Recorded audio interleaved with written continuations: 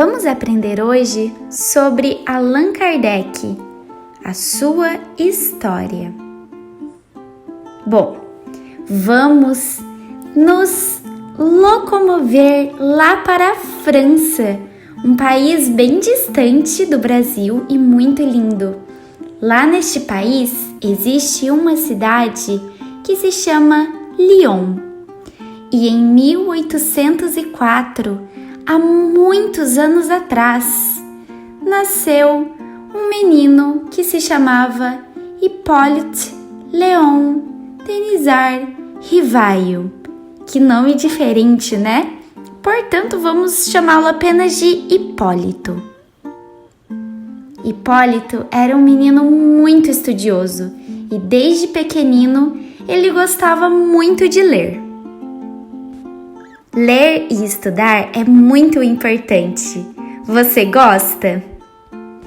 Mais tarde, Hipólito foi estudar em outro país, que se chama Suíça, e fica ao lado da França.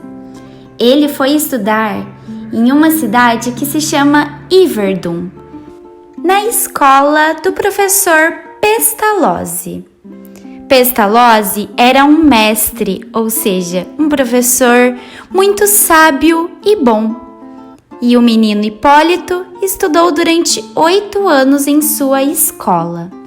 Hipólito, sempre bom e gentil, aos 14 anos já ensinava seus colegas nos seus estudos. Quando Hipólito cresceu, tornou-se um alto e belo rapaz. Aos 20 anos, formou-se em Ciências e Letras. Ele era um educador. Bom, já deu para perceber que Hipólito era muito inteligente. E por que ele era tão inteligente? Ele era muito dedicado, organizado e gostava muito de ler e estudar. Precisamos desse exemplo de disciplina e estudos para a nossa vida também. Quando concluiu os seus estudos, o jovem Hipólito voltou para sua casa, na França.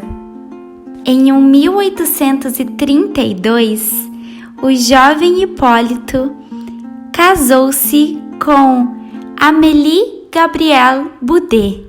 Podemos chamar ela apenas de Amélie.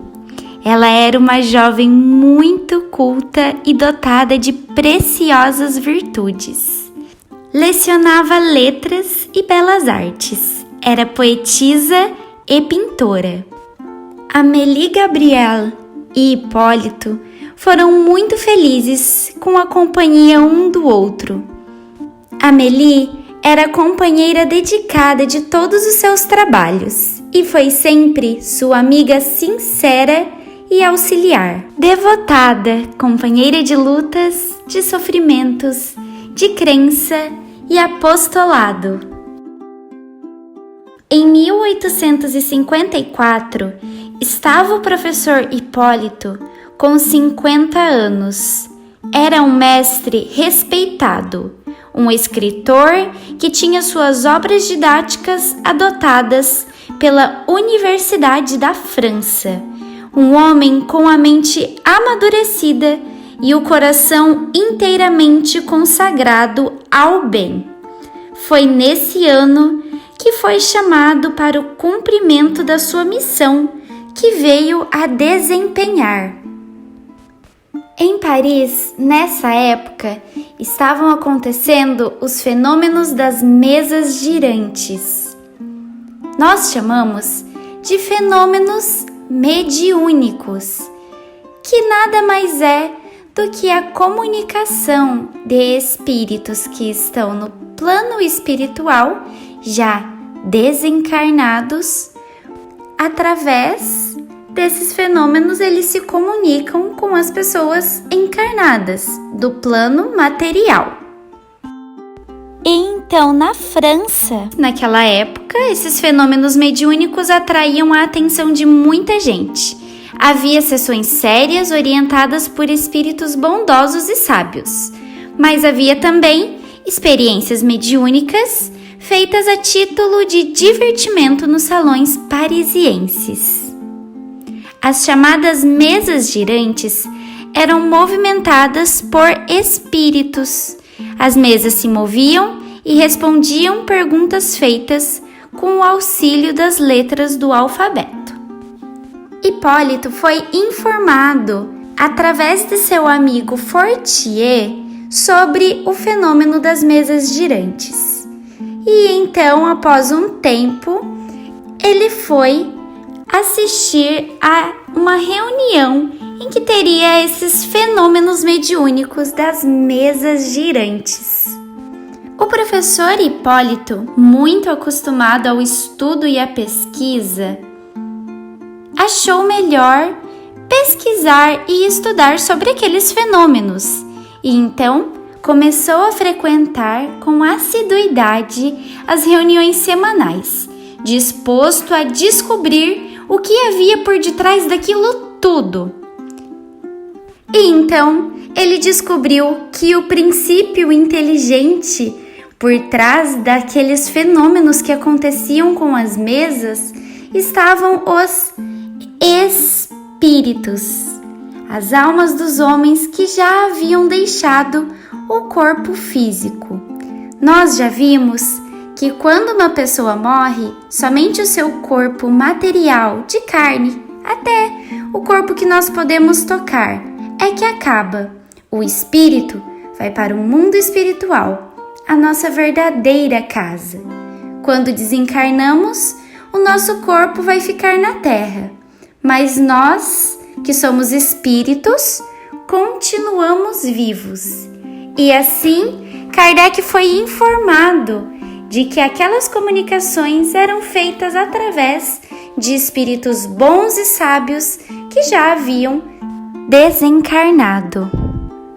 Esses espíritos conseguem se comunicar através de pessoas que falamos que são médiums, pessoas que têm um dom de conversar com a espiritualidade. Hipólito não era um médium, mas através de outros médiums, mais de 10 médiums, ele conseguia receber a comunicação do plano espiritual e organizar todo o seu trabalho. Através dos médiums, as pessoas que se comunicam com os espíritos, Hipólito se comunicava com os espíritos que estavam desencarnados. Ele fazia perguntas e os espíritos respondiam. Um espírito familiar que orientava seus trabalhos lhe contou que em outra vida já lhe conhecia pelo nome de Allan Kardec.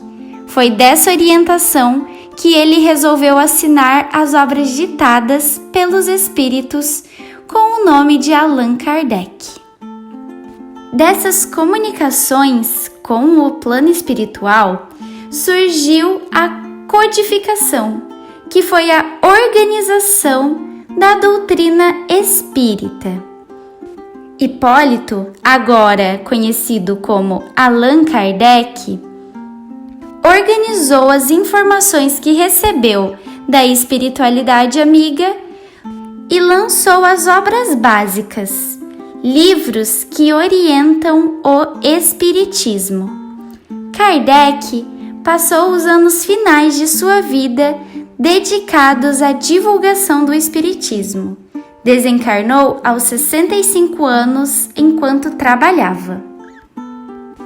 Nosso querido Hipólito, ou Allan Kardec, embora pareça sempre sério nas gravuras que o representam, gostava de rir com um riso franco, largo e comunicativo. Era bem-humorado, além de ser um trabalhador incansável. Por ter organizado os ensinamentos dos espíritos em livros, Allan Kardec é chamado de codificador do espiritismo.